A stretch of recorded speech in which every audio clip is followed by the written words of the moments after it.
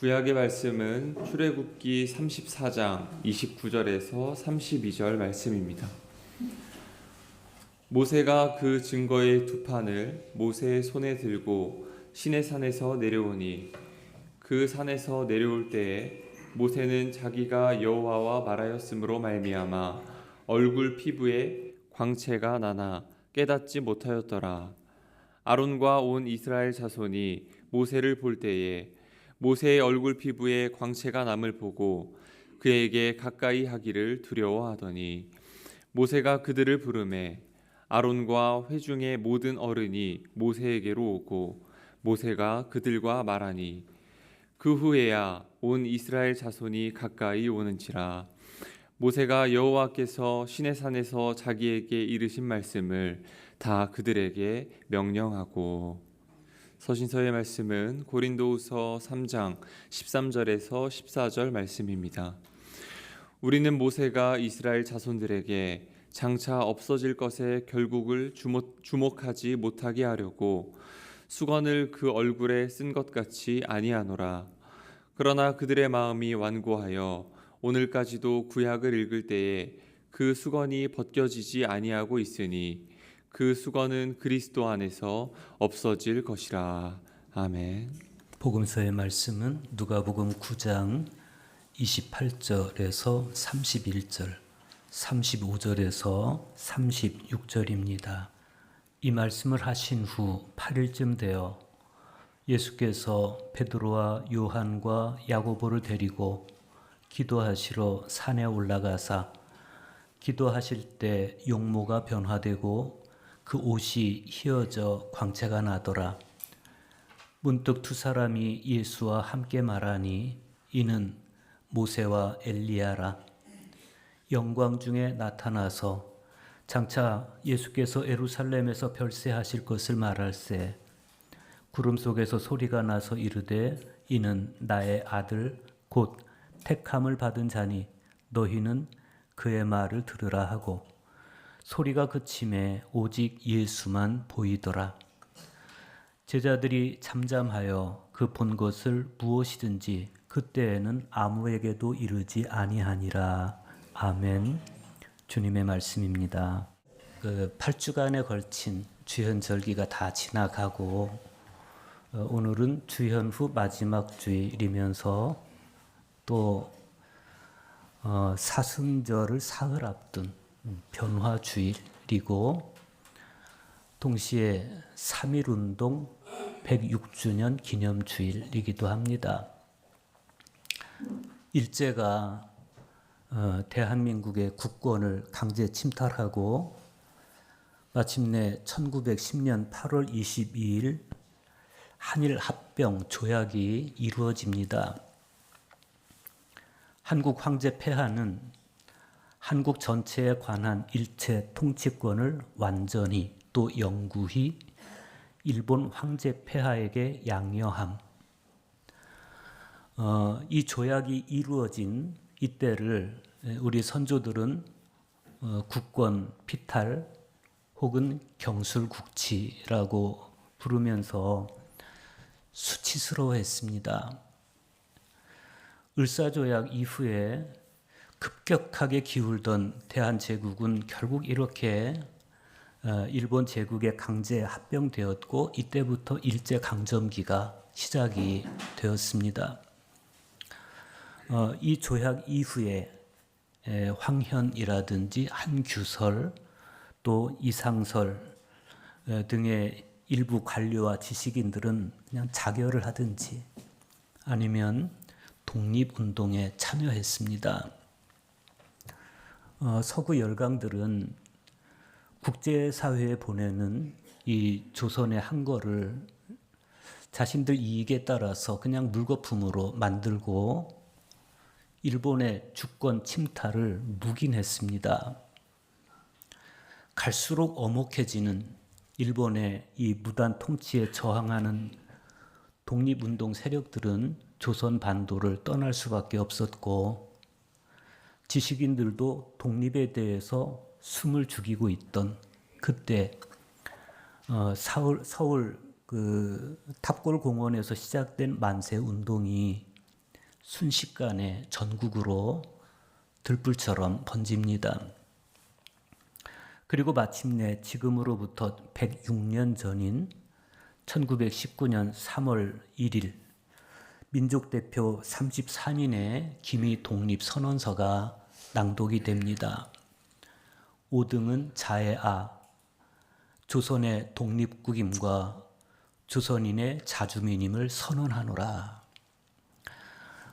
이 선언서가 발표된 이후로 3개월간 전국에서 1,500여 회의 만세 시위가 있었고, 당시 1,700만 명 인구 중에서 연인원 200만 명이 이 만세 운동에 참여를 하게 됩니다. 민족대표 33인 중에 16명이 기독교인이었습니다. 당시 우리나라 총 인구가 1,700만 명이었는데 그 중에 기독교 인구는 23만 명으로 전체 인구의 1.3%밖에 안 됐습니다. 그럼에도 그 소수의 기독교인들이 이끌어낸 3.1운동은 마침내 중국 상하이에 대한민국 임시정부가 수립되게 하고 독립군을 양성해서 일제에 대한 무력 투쟁을 하게 하는 밑거름이 됐습니다. 나라를 위해 바칠 목숨이 오직 하나밖에 없다는 것이 나의 유일한 슬픔입니다. 라고 우리 감리교 매봉교회 청년이었던 유관순 열사는 마지막 유언에서 말하기도 했습니다. 그들은 민족에 닥친 시련 앞에서 정치와 종교는 분리되어야 한다라는 일제의 감언에 속지 않았습니다. 그들은 오히려 신앙적 원칙에서 민족 독립운동에 참여했습니다.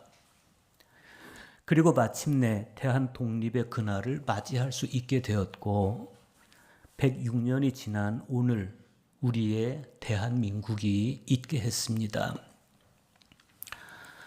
1919년 3월 1일 그리고 그때로부터 106년이 지난 2025년 3월 1일 오늘 우리나라는 새로운 미래를 향한 과제 앞에 세워져 있습니다. 부디 역사를 주관하시는 하나님께서 우리 한반도에 온전한 평화 주시기를 간절히 기도합니다. 고대 이스라엘에도 우리나라처럼 가슴 아픈 두 역사가 있었습니다. 하나는 이집트에서 노예로 산 역사이고 하나는 바벨론에서 포로로 산 역사입니다. 이 두 사건 모두 제국과 연관됩니다. 고대 이스라엘 역시 우리처럼 작은 나라였습니다. 그러다 보니까 스스로 역사를 만들어가는 역사의 주체이기보다는 항상 강대국이 설정해 놓은 역사를 강요당했습니다.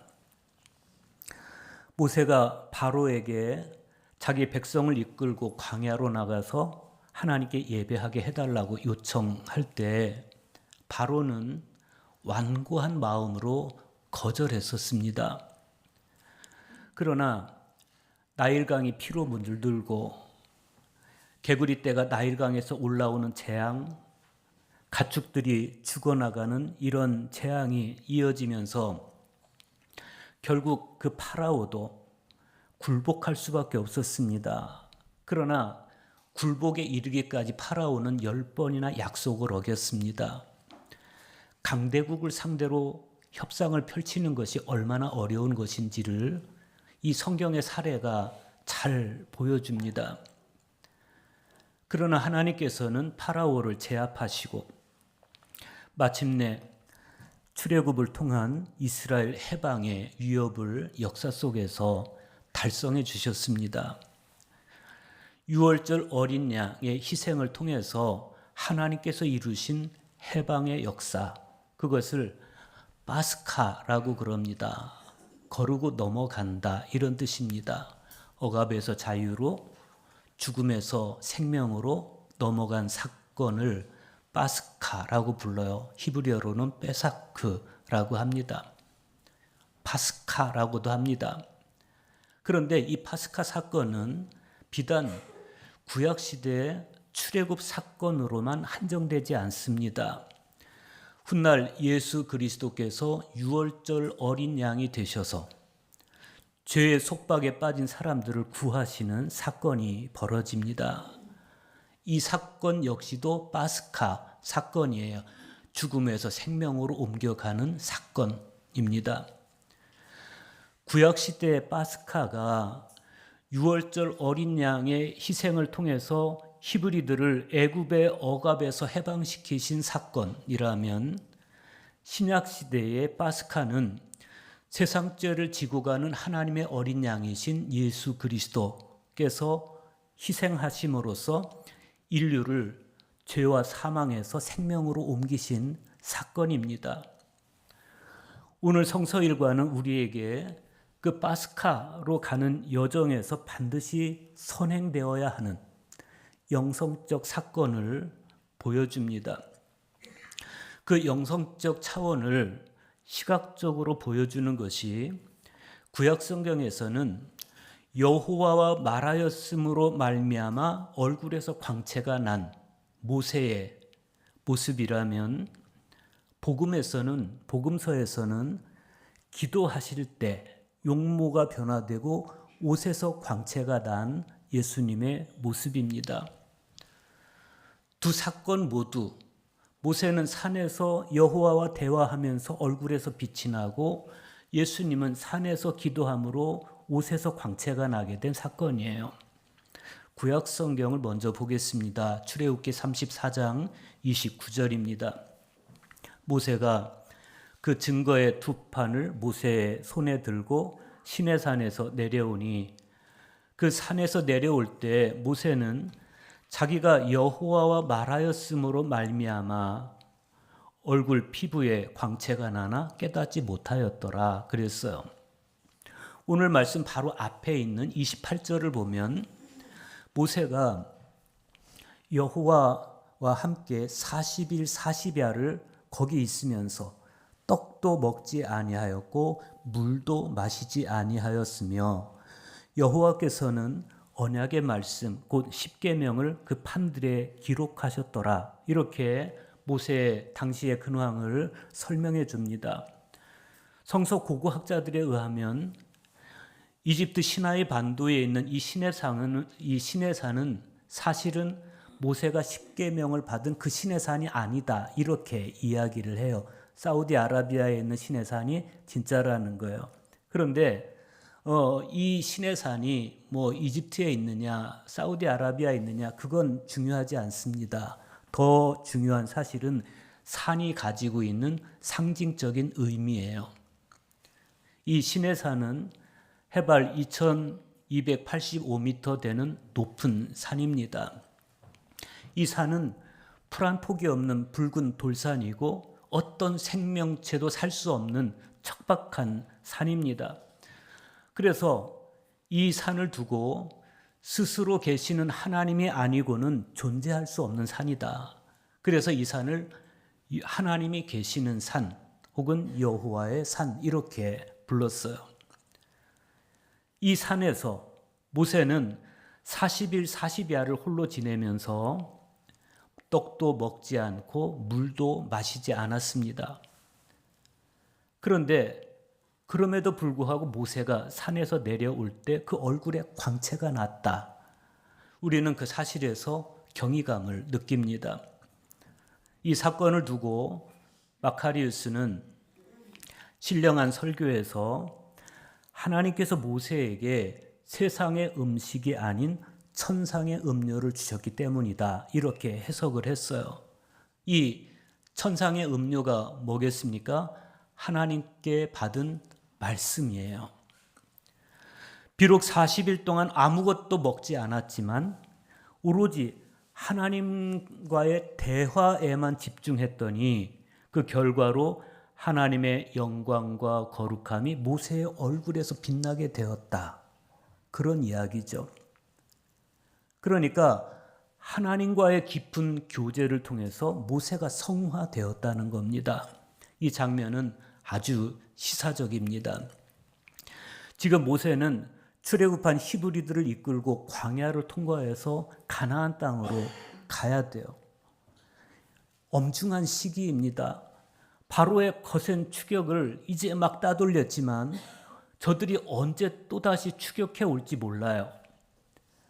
또 이 광야의 뜨거운 태양은 어떻게 해야 될지, 곳곳에 도사리고 있는 적의 위협은 어떻게 해야 될지, 지금 모세가 할 일은 산에 올라가는 게 아닙니다. 백성들을 혹은 지도자들을 모아놓고 이 바로의 군대가 쫓아오면 어떻게 대응할지, 이 뜨거운 태양은 어떻게 감당해야 될지, 이 적들이 공격해오면 어떻게 대처해야 될지를 의논해야 되는 아주 급박한, 촉박한 그런 시간인데 모세는 한가롭게 산으로 올라가는 거예요.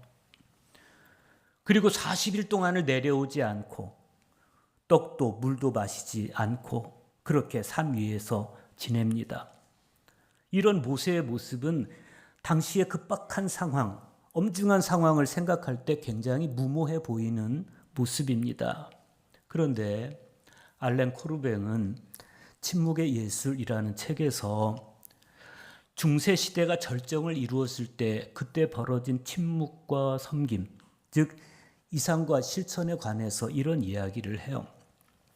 마르다와 마리아를 예로 들면서 그 논쟁을 이야기하는데 이 마리아와 마리아의 논쟁, 마리아와 마르다의 예수님께서 그녀들의 집을 찾았을 때 이 여인들의 모습을 예로 들어서 설명을 합니다. 이때 마르다는 분주하게 움직였고 마리아는 예수님 발치에 앉아서 말씀에 귀를 기울여요. 두 자매의 이 다른 두 모습을 두고 그리스도인들 사이에 이런 문제가 제기됐습니다. 주님의 발치에서 그분의 존재와 말씀으로 함양된 내밀한 명상으로 침묵을 유지하는 편이 나은가? 아니면 주님을 섬기기 위해서 다양한 의무로 분투하는 편이 나은가? 여러분은 어떻게 생각하십니까? 지금 예수님이 내 집에 오셨어요. 뭔가 대접해 드려야 되잖아요. 그래서 마르다는 열심히 음식을 준비하면서 예수님을 맞이합니다. 이런 마르다의 모습이 옳으냐? 아니면 지금 예수님 시장하시고 밥 드려야 되는데 한가롭게 예수님 발치에 앉아서 그분 말씀을 듣는 것이 옳으냐? 이거예요. 누가에 따르면 예수님은 첫 번째 선택을 선호하시면서 이렇게 말씀하셨다고 그래요. 마리아는 이 좋은 편을 택하였으니 빼앗기지 아니하리라. 사실 마르다와 마리아의 모습은 우리 신앙생활에서 번갈아 요구되는 모습이에요. 때로는 마리아처럼 발치에 앉아서 예수님 말씀을 듣기도 해야 되고 때로는 마르다처럼 헌신하기도 해야 됩니다. 그런데 예수님은 당신의 발치에 앉아서 말씀에 귀 기울였던 마리아가 좋은 편을 선택했다. 이렇게 말씀했다는 거예요. 이것은 어떤 것이 더 옳다기보다는 순서의 문제이겠습니다. 먼저 하나님 말씀을 경청하는 자녀에게 하나님께서는 바른 방향도 가르쳐 주시고 섬길 수 있는 힘도 주신다. 그 사실이죠. 그래서 오늘 구약 성경에서 보이는 모세의 얼굴의 광채는 자신에게 주어진 책임이 엄중하고 급박할수록 오히려 먼저 하나님의 산에 올라가서 말씀에 귀 기울이는 것을 우선으로 한 그런 모세에게서 일어난 당연한 광채다라고 하겠습니다. 이 모세의 얼굴에서 빛났던 광채가 여러분 얼굴에도 있기를 축복합니다. 그런데 계속 이어지는 말씀은 이렇습니다. 아론과 온 이스라엘 자손이 모세를 볼 때 모세의 얼굴 피부에 광채가 남을 보고 그에게 가까이 하기를 두려워하더니 모세가 그들을 부르매 아론과 회중의 모든 어른이 모세에게로 오고 모세가 그들과 말하니 그 후에야 온 이스라엘 자손이 가까이 오는지라. 그래서 우리가 이 말씀을 보면서 산 위의 사람과 산 아래의 사람이 얼마나 다른지를 알 수가 있죠. 산 위의 사람이 누구예요? 모세예요. 산 아래의 사람은 백성들입니다. 그런데 산 위에서 예수님 하나님과 대화했음으로 말미암아 모세의 얼굴에서 광채가 날 때 그때 산 아래에 있던 백성들은 두려움으로 반응합니다. 하나님의 빛이 우리에게 두려움이 되면 안 되겠습니다. 오늘 복음서의 말씀을 보면 예수님의 얼굴과 옷에서 마치 모세의 얼굴에서 빛이 났던 것처럼 빛이 나는 모습을 소개해 줍니다. 누가복음 9장 28절과 29절 보십시오. 이 말씀을 하신 후 8일쯤 되어 예수께서 베드로와 요한과 야고보를 데리고 기도하시러 산에 올라가사 기도하실 때 용모가 변화되고 그 옷이 휘어져 광채가 나더라. 그래요. 언제 주님의 얼굴과 옷에서 광채가 났다는 겁니까? 기도하시러 산에 올라가셨을 때, 그리고 기도하실 때. 예수님 역시도 모세처럼 하나님과 가까이 있을 때, 산 위에 올라가서 하나님께 기도할 때 용모가 변화되고 옷에서 광채가 났다는 거예요. 우리도 마찬가지죠. 하나님의 빛이 우리에게 비춰오게 하려면 우리도 예수님처럼 모세처럼 하나님 앞에 앉아 있는 시간이 있어야 됩니다. 때로는 모세처럼 말씀을 들으면서, 때로는 예수님처럼 기도하면서 따로 시간을 구별해서 주님과 함께 있을 때 그때 우리의 어두움과 초라함은 극복되고 주님께로부터 오는 영광의 광채가 우리 얼굴에서, 우리 온 존재에서 가득 채워지는 것이죠. 그런데 오늘 복음서에 보면 우리가 눈여겨봐야 될 부분이 있어요. 30절과 31절 보십시오. 문득 두 사람이 예수와 함께 말하니 이는 모세와 엘리야라.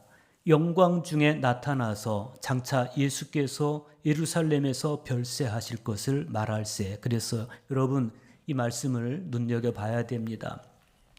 처음에는 모세와 엘리야가 함께 영광 중에 나타나서 예수님과 대화를 나눠요.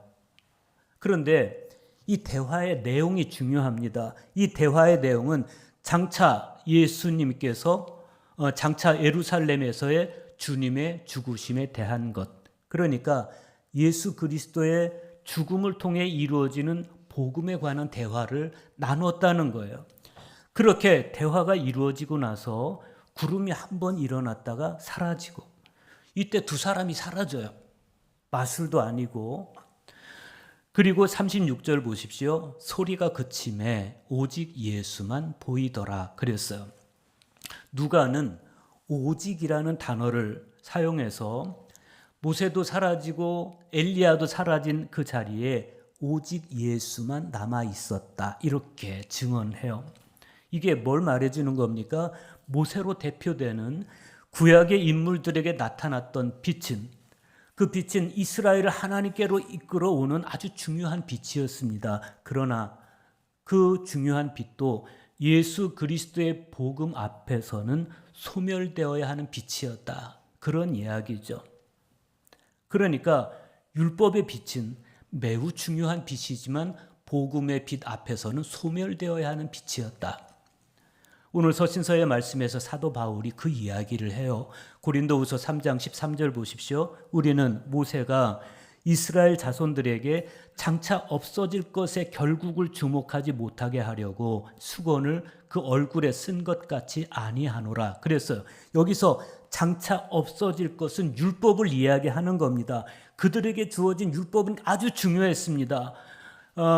그랬기 때문에 모세가 그 율법을 받아들고 산에서 내려올 때 얼굴에 광채가 난 거예요. 그러나 그 율법의 빛이 장차는 소멸되어야 하는 빛이었기 때문에 그 자신의 얼굴에서 빛나는 율법의 빛에 이 이스라엘 백성들이 지나친 집착을 하지 않도록 하기 위해서 모세는 얼굴에 수건을 쓰고 내려왔다. 이게 바울의 해석이에요. 그런데 바울 시대에 고린도 교회 성도들 중에는 여전히 율법을 고수하는 사람들이 있었습니다. 바로 그런 사람들의 상태에 대해서 바울은 수건이 그 마음을 덮었다 이렇게 표현하고 있어요. 모세는 장차 없어질 율법에 대한 과도한 집착을 못하게 하려고 자기 얼굴에 수건을 쓰고 내려왔는데 공교롭게도 오히려 그 수건으로 이 고린도 사람들이 마음을 덮어버리고 그리스도의 빛을 거부했다. 이 바울이 그 이야기를 하는 거예요. 결국 어느 시대에든지 자아를 포기하지 못한 사람들은 이렇게 율법이 비치던 시대에는 율법을 거절하고 복음이 비치던 시대에는 복음을 거절하고 성령이 비치던 시대에는 성령을 거절해요. 얼굴을 가리는 거예요. 그런데 바울은 이렇게 말씀합니다. 그러나 언제든지 주께로 돌아가면 그 수건이 벗겨지리라. 오늘 우리는 3.1운동 106주년을 기념하는 동시에 사순절을 사흘 앞둔 변화주일 예배로 모여 있습니다. 6월절 어린 양의 희생을 통해서 하나님께서 이루신 해방의 역사, 그것을 파스카라고 한다고 앞에서 말씀을 드렸어요. 어린 양의 피가 문설주에 발라진 집은 죽음의 사자가 넘어갔다. 죽이지 않고 넘어갔다. 그럼으로써 그들은 속박에로부터 자유로 넘어가는 그것을 파스카라고 한다는 것이죠. 하나님은 역사를 파스카로 이끄시는 분이십니다. 속박에서 해방으로, 죽음에서 생명으로 이끄시는 파스카의 하나님이십니다. 동시에 우리 존재를 파스카로 이끄시는 하나님이십니다. 3500년 전 히브리들을 파스카로 이끄신 하나님께서 106년 전 우리 민족을 파스카로 이끄신 하나님께서 이제 다시 우리 민족을 파스카로 이끄셔서 우리 땅 한반도에 평화를 주실 줄로 믿습니다. 그런데 그 전에 우리가 해야 될 일이 있어요. 오늘 우리가 함께 부른 찬송가 581장에 보면 고요한 아침의 나라 일꾼을 부른다. 하늘 씨앗이 되어 역사의 생명을 이어가리 그랬어요. 우리는 이 민족의 부름 앞에서 하늘 씨앗이 되어야 한다. 먼저 영성의 사람이 되어야 한다. 그런 이야기죠. 내 힘으로 하는 게 아니라 하나님의 힘으로. 내 지식으로 하는 게 아니라 성서적 지식으로. 산 위에서 예수님에게 빛났던 그 빛이 우리 영혼에 비춰들어서 우리 존재를 채울 때, 모세의 얼굴에 빛났던 그 빛이 우리 존재를 채우고 우리 내면을 채울 때 우리는 비로소 파스카를 향해서 나아갈 수 있는 것입니다. 중요한 것은 모세처럼 예수님처럼 하나님은 가까이에 있는 겁니다. 말씀이 들려오는 자리, 기도하는 자리에 있는 겁니다. 성박하리우스는 이렇게 말씀합니다. 모세가 산에 올라가서 40일을 금식했습니다. 하지만 눈에 보이는 음식 외에 다른 음식이 있습니다.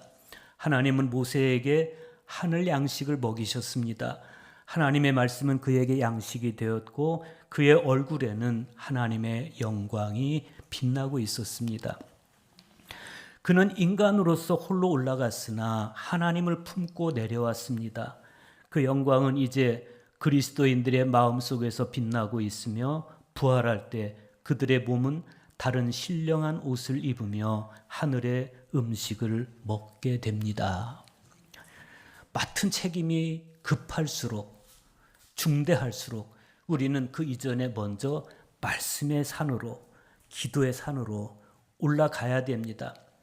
하나님의 빛이 내 존재를 가득 채울 때까지 그 산에서 내려오지 말아야 됩니다.